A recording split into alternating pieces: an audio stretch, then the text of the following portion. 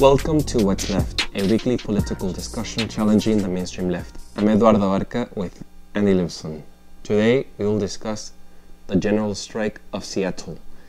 It is the most recognized strike of US American history. It began on the 6th of February to the 11th of February for 5 days, shutting down. Right. And the reason we're talking about it is because it's the 100th anniversary. It's marking this year because it was 1919 to 2019, right? Yeah. So, some context, I suppose. That's where All right. In 1917, a pair of revoluciones in Russia happened that ultimately led to the Soviet Union. That was around the time of World War I. And this ultimately brought down, the Bolsheviks brought down the autocracy of Russia, and the Marxist faction of the Revolution Labor Party, right? Took over the Bolsheviks. The Bolsheviks, yes, took over and had dismantled the autocracy. Well, this had an influence. And especially during this particular time in U.S. American history, because from 1915 to 1918, there was a surge of union membership up to 400% in the USA, in particular in the northwest coast, North Pacific West part of the USA. Well, this was a time when workers were migrating to, it seems like migration is always a part of our conversations now, were migrating over to the shipyards because there was work there. And well, in particular, there was work because ships were being built for war. You know, and 25% of the ships that were being built came out of Seattle. And they needed welders. They needed, do you call these yards people? The people. Just marine workers, people who, not just sailors, but people who work on the shipyards and build the docks. Stuff. And well, just to sort of wrap up here, because we want to have a discussion about this, and ultimately, all this time frame of this period was a time for that was becoming what many U.S. historians say radicalization, for union workers to work together in a time where even gender diversity and racism was still prevalent, and all those divisions were laid to rest and seen as workers for the moment. I read some things. Well, maybe we can discuss about this. You might have a different opinion. MD here is looking at me. You mean during the Seattle General Strike? Yes. You're saying that some of the, like for example, Japanese workers weren't allowed into unions, but the Japanese workers actually joined in the General Strike and were welcomed into the General Strike. So that was important. Yes, thank you, Andy. And just to, it was one of the most maybe successful during this time. It ultimately failed, but during the time that was non-violent and that was able to sustain itself and its workers for this brief period of time, that I think will, from my opinion, my viewpoint, is successful. Did it succeed in meeting its demands? We will discuss how there were problems and failures and flaws to this.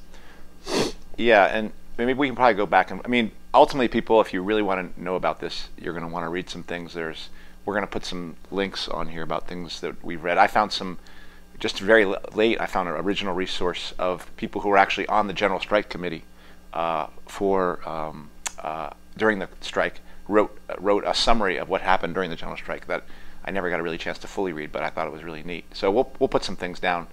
Some things about the context of the strike as well is there had been actually rising strike actions in the United States through the course of the war because people were unhappy with being in the war.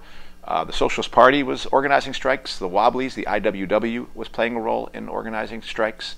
And many workers had accepted a level of wage stagnation through the course of the war and expected once the war was over that some of this stuff was going to be lifted, and that wages would grow because there had been big inflation, but wages hadn't gone up. So people had to take a lot of austerity during the course of World War I, and that was a part of why. So there were two pieces to why there was this big wave of strikes, and particularly the general strike in Seattle. There was the context of the Russian Revolution and the example of workers taking power in their own and taking control. And it wasn't just in Russia.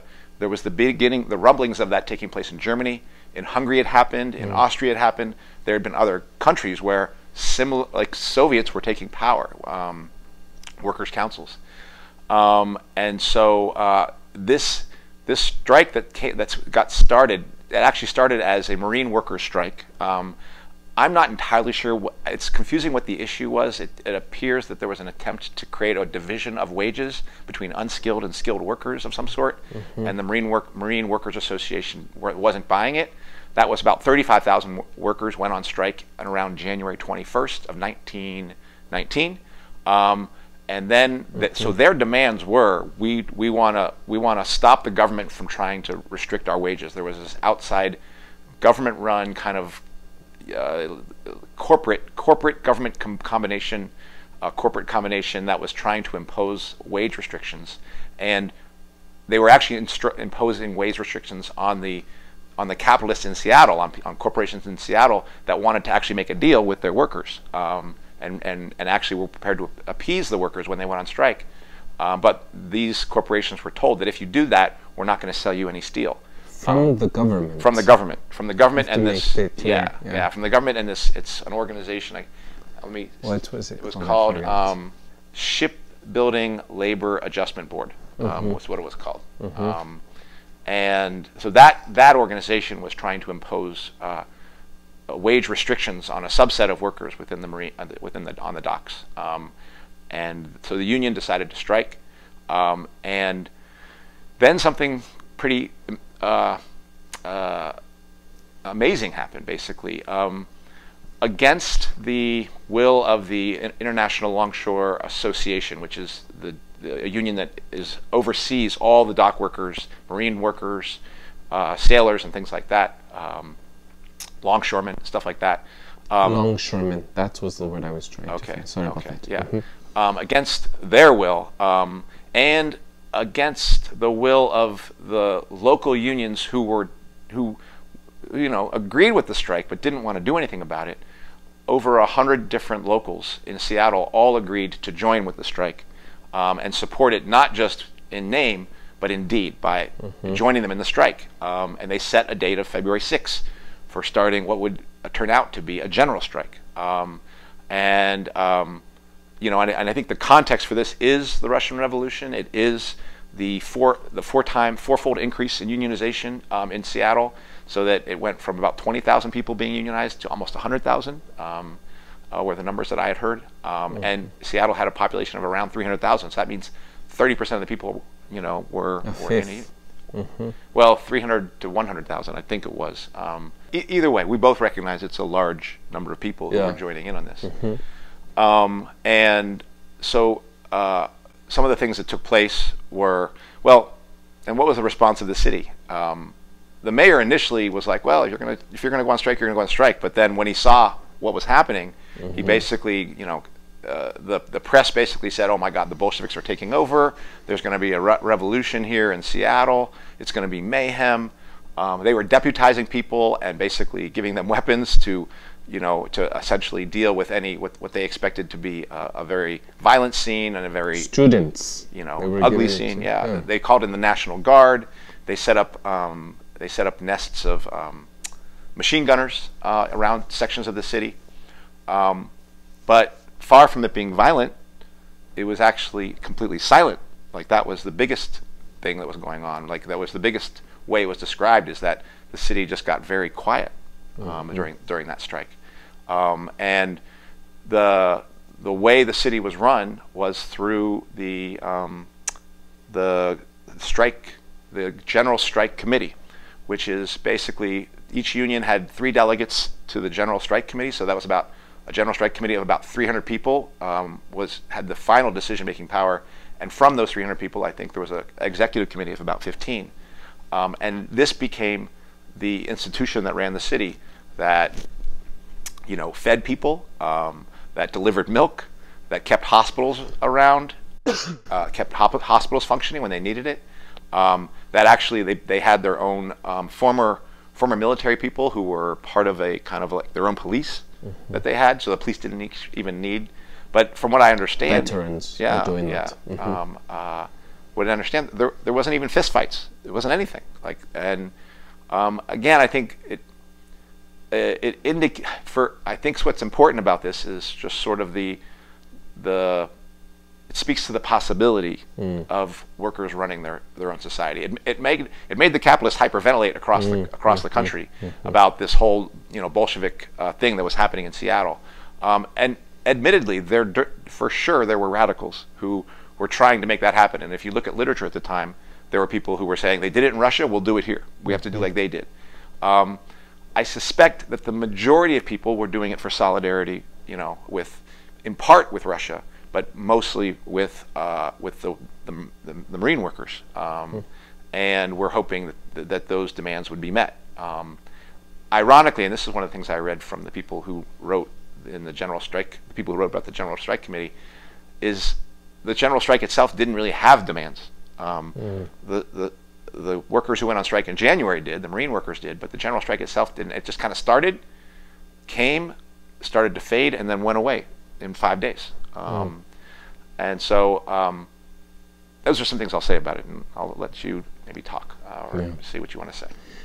I wanted to supplement a little bit to what you had said. When I had said students, the mayor had hired students to patrol, to keep watch of strikers, and there wasn't a necessity for that because there wasn't violence in the streets. And you mentioned it was very silent. This is the reason why I had said that it was successful in the sense, not successful for achieving demands. I meant earlier, successful in the sense of not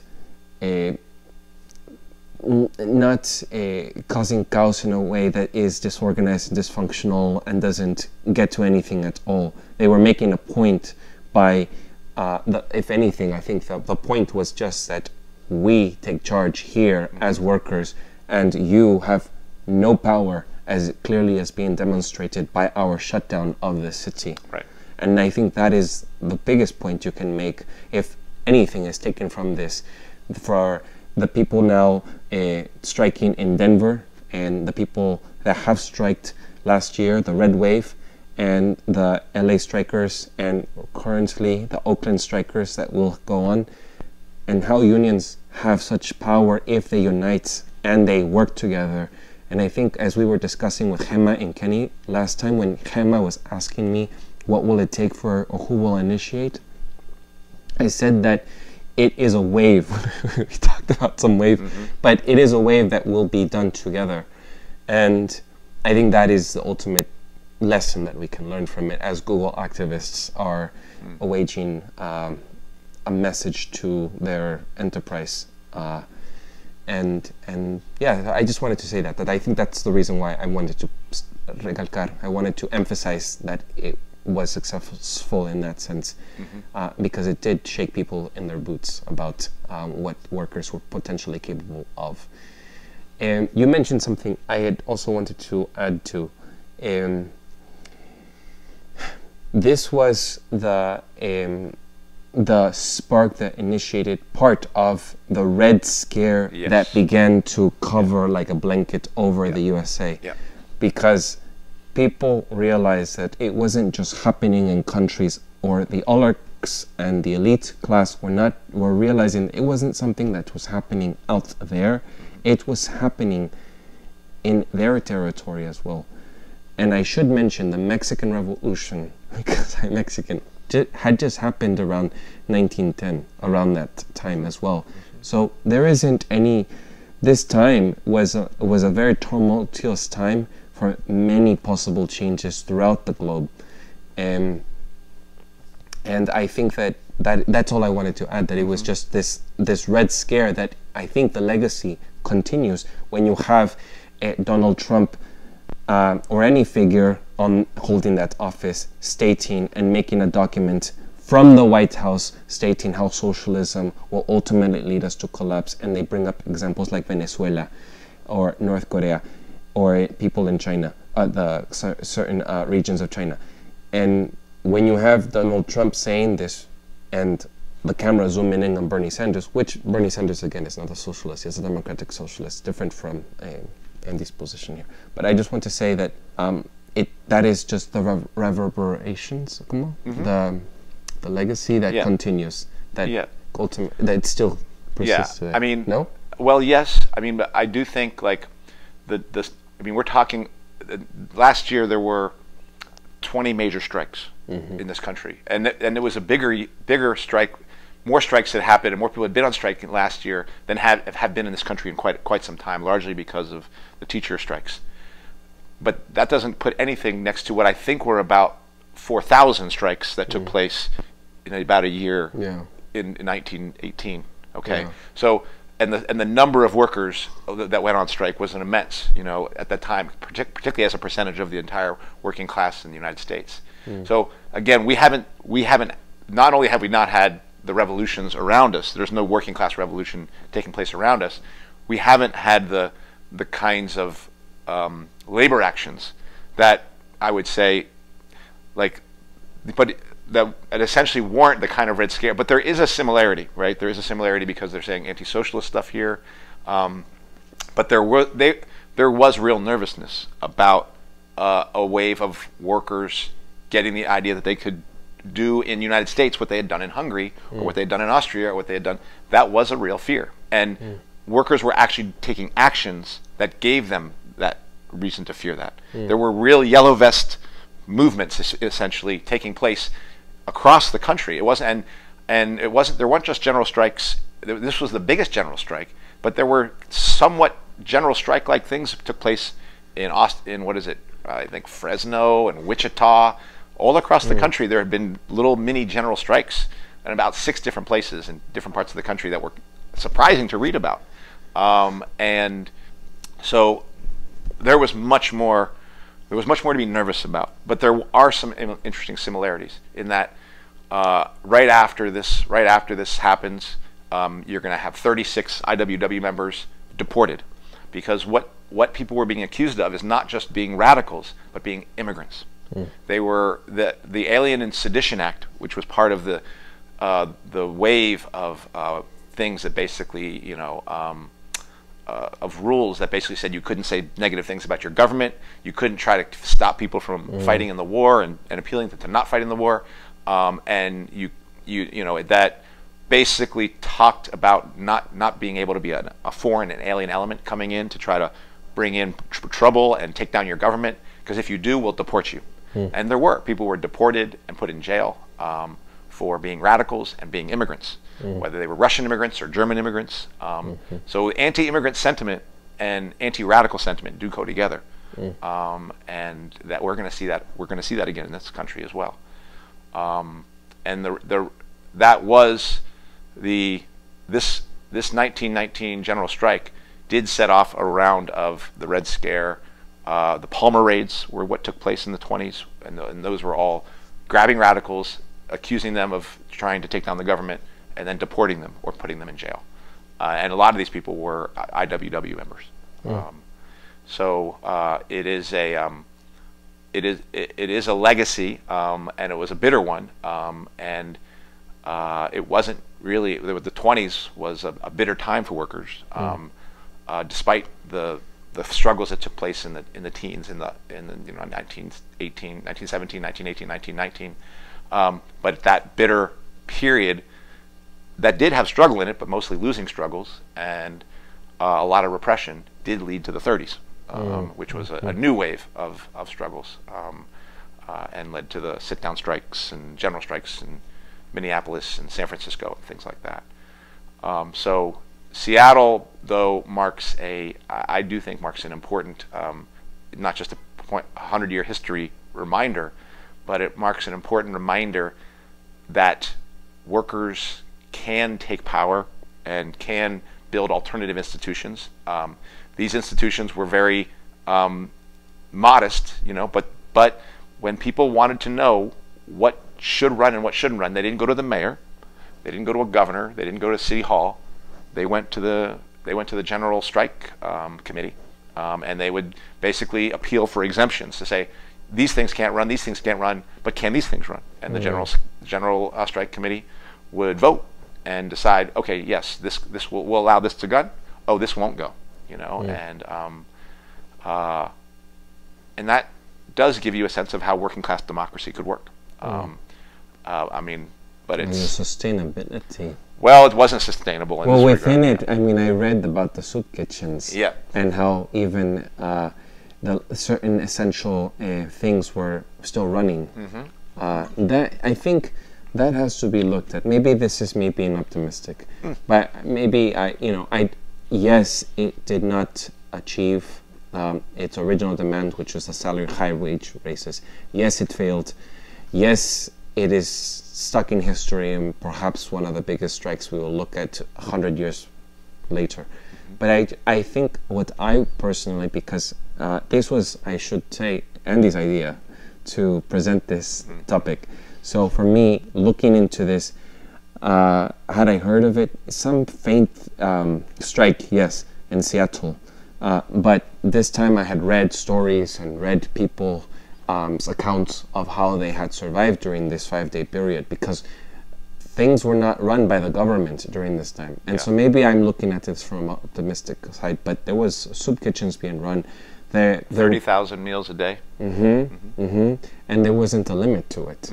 And I think that is, for me, marvelous, maybe because I am not, like I have said many times, I am not a socialist. And for me to think of something like this to happen, I think of those essential needs. I think of things, how will we be able to take care of?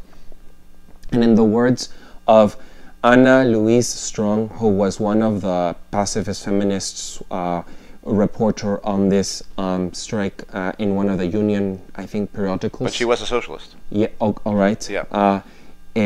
She, in her words, that has now been coined by U.S. Americans, has said, the road that leads to no one knows where. Right. And I think that my understanding of Andy's response when I asked him, what does a socialist established society will look like according to you if you had to organize? And you have said to me many times, I don't know, it's not up to me, it's something we're going to create together. And I have said on these episodes that what if Venezuela, Venezuela, Cuba, and all these places in China have not worked out, and they're not very good. They don't entice people to create socialist democracies. When you see what is happening there, and you say those aren't socialist democracies, we don't know what it will look like. And when you don't know, it puts me, Andy, and it puts, I'm sure, lots of people in, you know what, I'm not going into the unpredictable, and I'd rather go with what's predictable. Our government may be shitty, but at least I know what I can receive, what I can do, and how I can survive within this confined framework of this system. But having that strike, I think for me, I don't know how this clicked for me in this moment, when I had read about her report, is that they didn't know either. They went along creating it as the strike had gone. Right.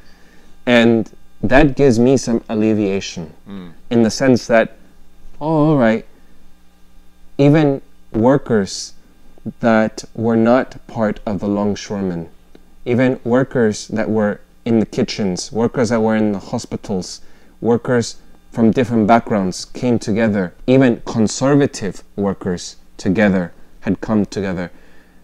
I think, and this is an example that can happen when you put gender, race, different positions of hierarchy aside and look at each other from a class point of view as a working class and work together what could potentially be a way to take care of each other, even when the government is going to not provide you the resources that you fear you will be taken away from. And so my optimism is, and my click and what I felt a light bulb shined for myself is it's not too scary after all if we, I mean, yes, there is unknown factors, but we can enter into this if we organize ourselves, if we work together and really see ourselves not in this hierarchy system of different diverse privileges, but rather as working class members, and put these aside for ourselves. So maybe that is where my point of view is different from, you've already read this, you've already been through this, you've already talked about this, you're a socialist, Andy, maybe that's all, you know, you're just looking at it the failure, I don't know. But for me, that is, those 5-period day is a success for shutting down a city, where the mayor had to call in the National Guard because, my goodness, the whole city is not functioning without these workers, and I didn't think it was going to get this far. Right. Right. Yeah. So anyhow. No, I agree with you. I agree that that if there's anything. Pardon me, I'm sick today. Yeah, no, but if there's anything to take away, well, one of the major lessons is it is possible for workers to run society, but I agree with the quote that you gave of her, is like, we don't know where this leads. And for the capitalists, that was very frightening for them. They were like, we don't know where this kind of thing leads. So they had to come in and try to do anything to, well, they were prepared to shut it down if they had to. But it's also true for the people who want it to lead to some new society, is they don't really know where it leads. But what she was clear about is she talked about it must be labor. You know, and when she wrote each time, she said, the march of labor is what will deliver us to freedom. I read that. And, but what it will look like, we don't know. But we do know some things. It has to be democratic. And even some of the things I've read were like, well, how democratic were these institutions? One thing I do know is on the 3rd day of the general strike, the executive committee of 15 decided to say, we need to shut this thing down, okay? That decision went back down to the 300-person General Strike Committee. So from the Executive Committee, 15 people, to the General Strike Committee. And the General Strike Committee said, no, we're not going to shut this down. So again, it was given new life. And I have a sense that, I mean, again, I can't prove this, but I have a sense that there was a sort of radicalism at the base that was also trying to be modulated by an apparatus at the top, even within the structures of the General Strike organizing. Because it does look like the influence of trade union leaders and things like that ultimately were able to be used to kind of pull different unions out of the thing and start to deflate the general strike. That's one of the things that it seemed like what happened. But again, that is going. It's the radicalism and the willingness to take the fight forward among the base of people. That was the story from Claire. Right? If you remember when the parents and the 4th grader and things like that, that story is repeated here again, I believe, you know, on a much bigger scale. But it's the same story. You know, it's the same story of people saying, no, we want to go farther. We don't want to stop. We want to see where this leads. I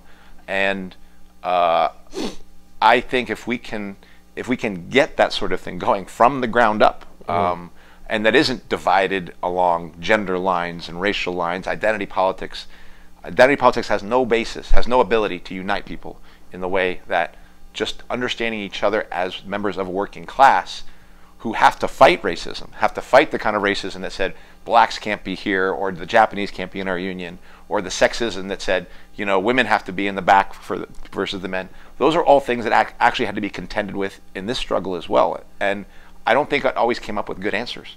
But it did have to contend with those things, you know, although the spokesperson, like you said, for this struggle, Anna Louise Strong, is a woman, you know, and it was her writing that really captured the imagination of people in Seattle and the people who were inspired by this around the country. It is interesting to me that it wasn't repeated anywhere else in this time, and I don't have an answer as to why. There is something. I mean, I do get a sense that there was a more radical heart in Seattle, and the groups like the Wobblies, the IWW, did play a role in that. International Workers of the World, but it's not clear to me why it happened in Seattle and nowhere else. And I also think that one thing I do know is that there was a radicalization among those longshoremen. Later in October of 1919, longshoremen are actually going to refuse to allow weapons to be sent to Russia. Yes, that's right. Yeah, Right, they were threatening yeah. to beat up anyone. And they that were had- beating up yeah. scabs who tried to do that. Yeah. So there's clearly a radicalization that had gone on in Seattle, and had gone on even after the general strike had receded, and there was a repressive wave that followed it. Those are things that can give you a sense of like, look, these things don't just get snuffed out. But if things don't advance, they will go backwards. But I think like it does show, like when we talk about the government threatening federal workers with another shutdown, it shows how powerful workers could be if we would unite and all joined and saying, if you're going to shut them down, we're going to shut down our business. If we did that, it would terrify the ruling class in this country, and we would see our power in a way we have not seen our power, in my lifetime. And that's one lesson for me out of this is Seattle shows what workers could possibly do. And the lesson that we can learn, I think, for me, that I have picked up as well, is ultimately divisions caused the failure of this strike, because eventually there were a contention in the council. No, I think so. I mean, Yeah. and I just think it was reform or revolution questions, right? Some people being like, we don't want to go that far. And we need to settle this down now, and we're agreed to that. And it was probably, like the tram car workers went back to work. went back to work. Earlier than others. And I don't exactly know how that happened, but I'm sure that was not something that made people happy. But it was like it was like the air went out of the strike bit by bit as different sections of workers started to work again, and then people started to lose heart, and then the general strike just kind of petered out. Sort of like what is happening with the Yellow Vest movement in France. Yeah. Because then I think there is division, and there is a new movement, the Red Scarves. Oh, I don't know about Yeah, this. where they're not happy with the way the Yellow movement is leading the violence. So there is a Red Scarf movement now, where they are trying to have more of a pacifist approach to the movement. Excuse me. And slowly now, and it's true, Andy, you had answered this question when I had posted on your socialist episode on way back. We had talked about how will a revolution happen. It is really momentum, because if it's too long, it's like in the Yellow Vest movement, it is dissipating. Yeah. And it's the level of organization on your side, Yeah. and the level of political clarity on your side of, do you really know what you're fighting for? So it does require the right time, and you need to Intention. strike, but you have to have that intention. You have to have that collective intention. And the more organized the working class is, the less violence there will be. There will be some, because the ruling class is not just going to, but the less there will be. I mean, and they were literally just moved off the stage here in Seattle. Just like, bye, this is going to be, the General Strike Committee is going to decide things. But they kind of did it by just shutting the city down and then putting it up under new ownership. I ultimately, the ruling class was prepared to come in with violence, and Anna Marie Strong, actually, one of her critiques of the general strike was, look, we weren't really prepared to deal with their violence if they came in. I don't know if she's a pacifist. I don't believe she is. I had read that. Yeah, but it might be a mistaken. because one of the things she said was, we were not prepared to deal with that if they had done that. So I'm not sure. I don't want to speak to it, but Yeah. but I think she's somebody you want to read about and read more, because I like her. Yeah, after this she went to Russia, and because she wanted to find out more about that revolution, and I don't know what happened with her after that, but it definitely radicalized her.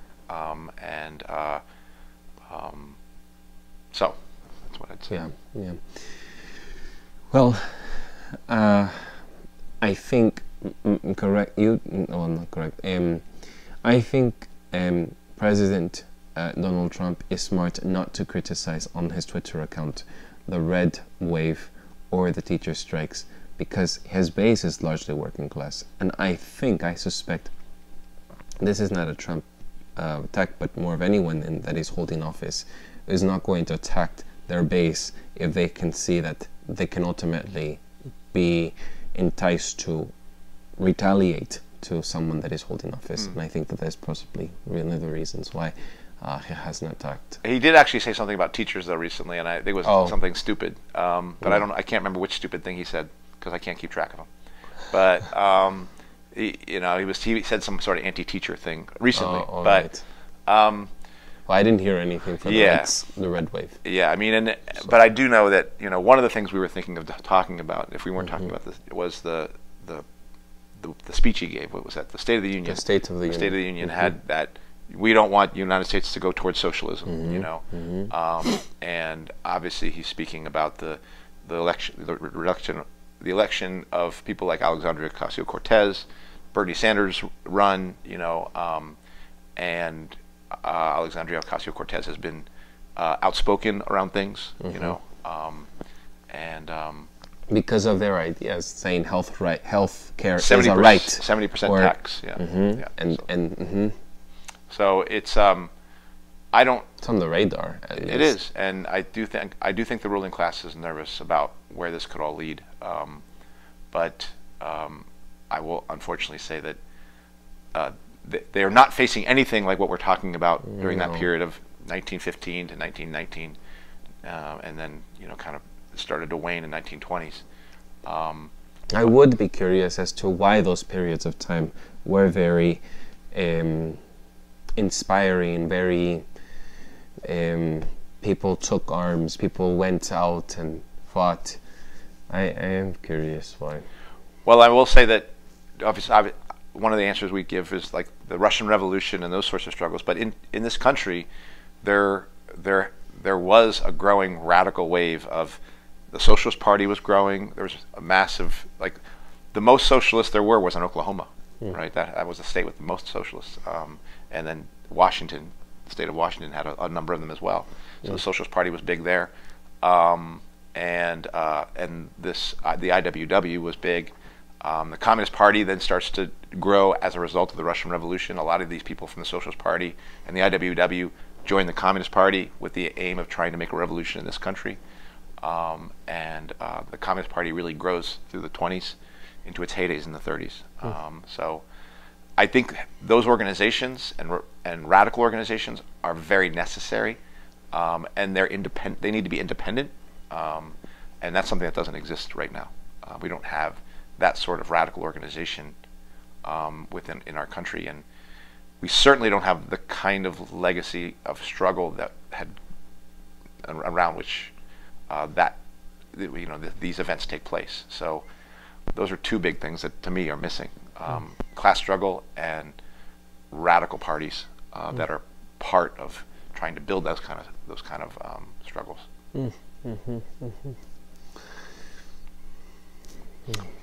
So people should read about the general strike. We'll send some links.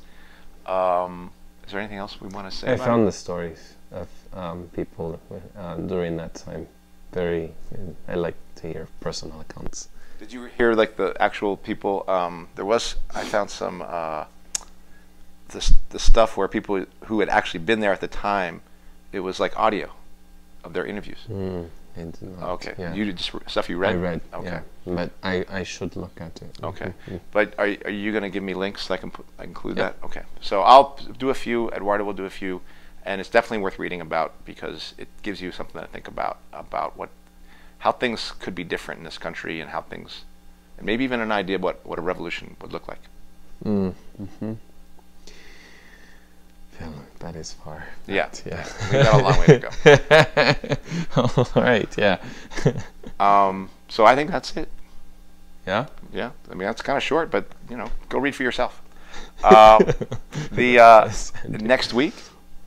I could have provided a more in-depth if you all wanted to, but Andy says we're just talking about it. Right. Is there any other thing we missed about it? Read it. Yeah. What about next week, you think? I've been trying to have my friend Natalie, who is also a socialist, come on, and she is the editor-in-chief of a new magazine called Breaking the Chains. So I will contact her, and hopefully we can have an interview. And she has agreed to an interview. Yeah, by the way, we're definitely going to get her on. But the timing, she is a mother of 2 children. She is a librarian. She is very involved in her union. She is very busy. Yeah. So I would also say, it might be that the Oakland. I've heard the Oakland strike could be as soon as next Wednesday. All right. So I've heard that. I don't know if that's true. So I may want to do an interview of the people from UTLA, the LA teachers. Mm-hmm. So it would be something like that. That would be, I think that would be. I want to hear what they have to say about, what sort of lessons we can say for the people who are about to go on strike in Oakland. Mm-hmm. Mm-hmm. So. And I think that would be the preliminary, or not preliminary, advice from just a recent strike to another, some comrade advice. So we'll just see if we can pull that together soon. So we'll see. Yeah. All right. All right. Short and sweet today. You can find us on Stitcher, Google Play, YouTube, iTunes, and BitChute. Please rate, review, and subscribe, and best of all, share with anyone that can potentially would love this podcast to listen to. Oh, and if you have other ideas about things you'd like to talk about, that would be good too. Mm-hmm. But do read about this period, because it's really worth finding out about. There are also some YouTube videos on it. And I want to say hi to Randy. Me too. Hi, Randy. We see her every day. Yes. All right. We'll see you next week. Take care. Bye-bye. Ciao.